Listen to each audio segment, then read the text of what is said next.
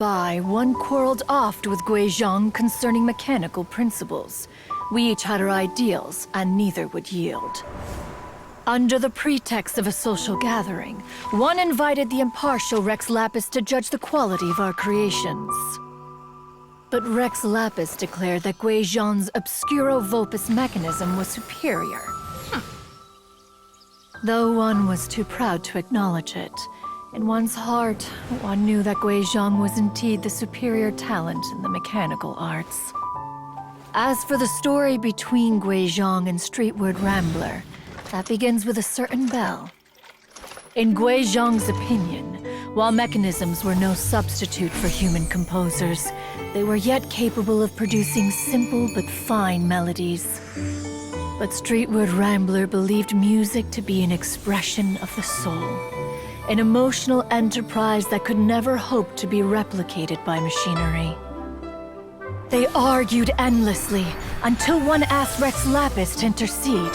He confiscated the bell and designated it for ceremonial use. Thereafter, one would often find them convening in the mountains, discussing music, mechanics, and all the affairs of the mortal world. But these good times were not to last. War broke out between the gods, and soon engulfed the Guili Plains. Guizhong was overpowered by the enemy, and fell in battle. When Streetwood Rambler and I arrived at the scene at long last, all that remained among the ruins was her lifeless body. After this, at Streetwood Rambler's request, Rex Lapis granted her the cleansing bell for safekeeping. To honor our friend's memory, one made a few finishing touches to her ballistic device. Many lantern rites have passed since then. Many greetings and goodbyes. Upon what do you gaze? The Guili Plains? No. It's everything.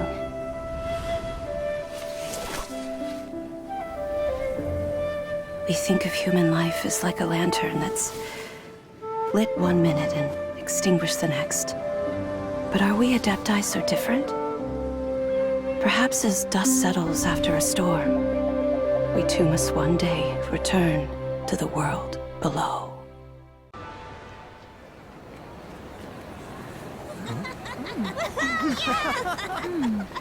I'm honored to be here on the Iridescence Tour stage. All right, without further ado, I'm Xinyan, this is Hutao, and this is a little something called... The Blaze Lilies!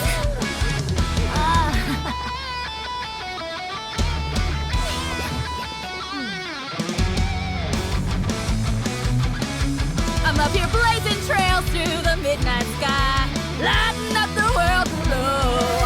And when the crowds all hear my voice, they'll meet the spirit of rock and roll. Let's go!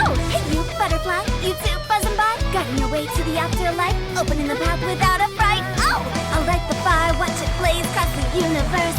I'll spit my rhymes, watch your step, or you'll get burned. Hey, woo!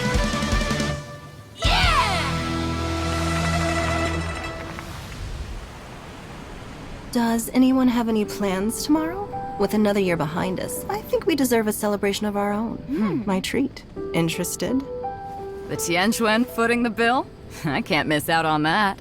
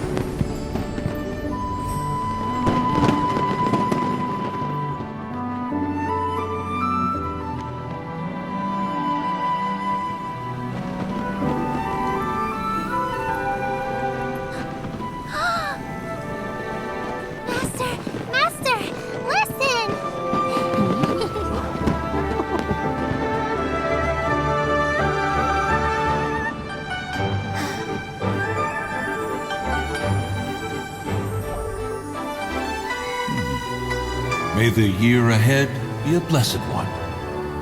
I believe it shall be.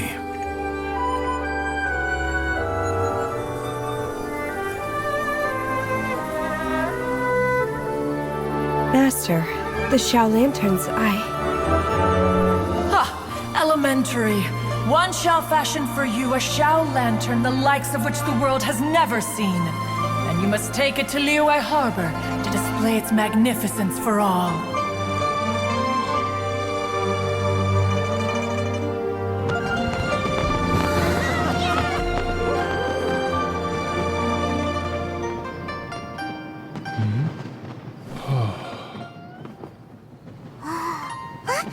Listen! That must be Manaping!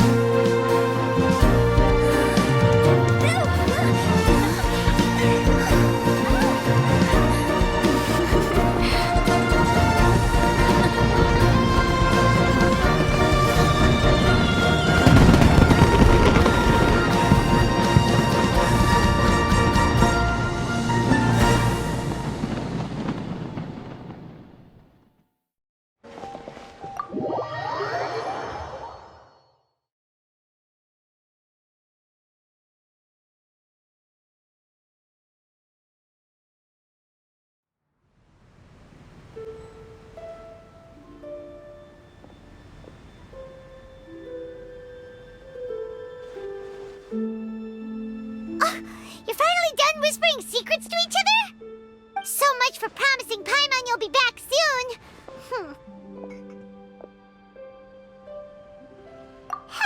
How could you say that to Paimon? In that case, besides having no sense of time, Paimon will let you know what having no sense of fullness looks like. Your dessert is all Paimon's! Sorry to keep everyone waiting. No worries, we're all just chatting here. There's no serious business to take care of. Whether we're chatting outside or inside, it's all the same. Paimon's too busy eating to talk to you. But even though we're all well acquainted by now, I think this festive gathering deserves something ceremonious. Oh? Is this some local custom? Nope. This is something I made up so that good luck will be on our side, that's all. Spontaneity is the best choice to make here. Let's use this incense burner on the table. It's been lit for so long now that the incense is running out. I'll leave refilling and lighting the incense to the most distinguished guest among us all. Lighting the incense will signify continuous growth and prosperity in all our endeavors in the new year. I see. Perfect symbolism, as expected of Hu Tao. And speaking of the most distinguished guest here today, I'm sure we all agree that it's Mr. Zhongli.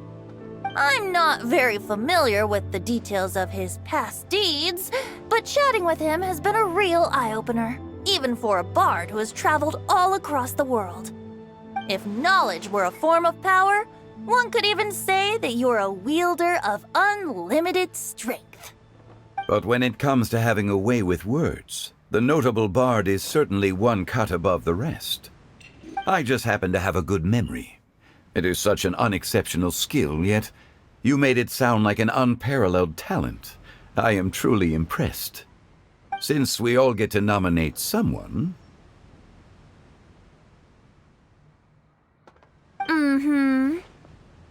I think it's only fair that we let the parlor director light the incense. Huh?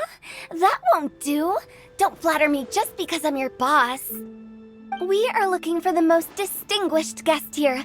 As the host, I shouldn't be involved in this discussion at all. Now that we've enjoyed this table full of delicacies, how about we let our one and only chef here do the honors? Is this really the way this works? I didn't cook any of these dishes. It's not a big deal. Just look at her! Xiangling, the disciple of an Adeptus, the Stove God's best companion, the winner of the Masterful Chef's competition. The only heir of the famous Wanmin restaurant. A good old friend of mine. There's no better choice. Why does Paimon feel like we're back at square one again? Please stop! You're making me embarrassed. If we're looking for a distinguished guest, surely the second son of the Feiyun Commerce Guild counts. It's one of the largest commerce guilds in Liyue Harbor. Huh? Don't get me involved in this. Ooh, not a bad choice. With the Commerce Guild's young master lighting the incense, we're all sure to make a huge sum of mora in the new year. That's not how it works. Making a fortune is indeed a fine wish, but it's of lesser importance than good health and happiness. Which means we should choose Chongyun, the skilled exorcist who keeps everyone's home safe from evil spirits. Huh? Now you're nominating me? I can't be the one when we have the Conqueror of Demons right here. Adeptus Xiao has the most seniority among everyone here today. We should... I refuse. I am most certainly not the most distinguished guest here. You should all be able to make the right judgment based on your observations. One person here is well acquainted with everyone else.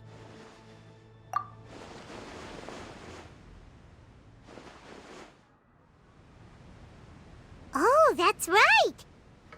Even though you're always mocking Paimon, you're still pretty popular with other people. No, wait! Paimon said she wouldn't talk to you again. Huh? Who else is there? Huh? Huh?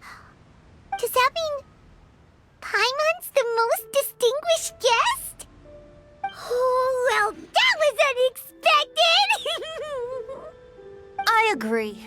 Paimon's just the one we need.